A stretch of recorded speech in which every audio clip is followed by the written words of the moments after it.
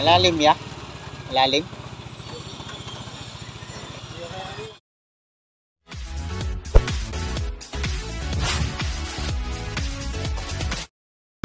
Stranded.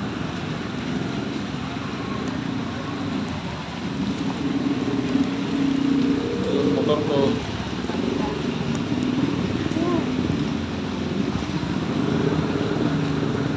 Hindi na makatawid. Delikado na, baka hindi na makalabas. Balik. 1 hour later. Subo ako dito mga paps. Gastos. Nakapasubo na.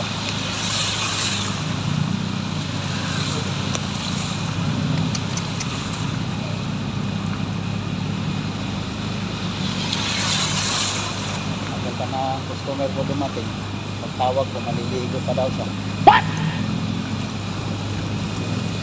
Ayun mga paps, mga lods, nangyay ako para kumita, may pambili ng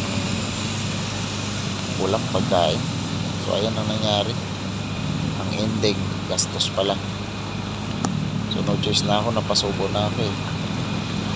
Kung magtatagal pa ako dito, baka magbumuhos ulit ang ulan, baka di na ako makalabas, lalong mahirapan. So kanina nagkintay ako siguro mga isang oras na kalipas. Kasi yung customer ko,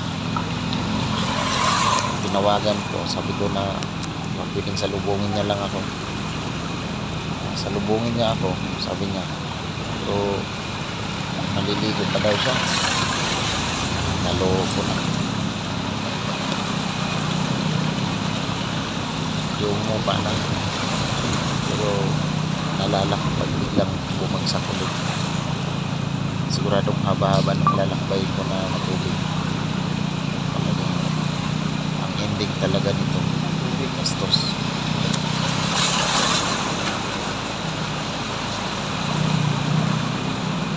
Napakahirap talaga ng buhay. Laban lang.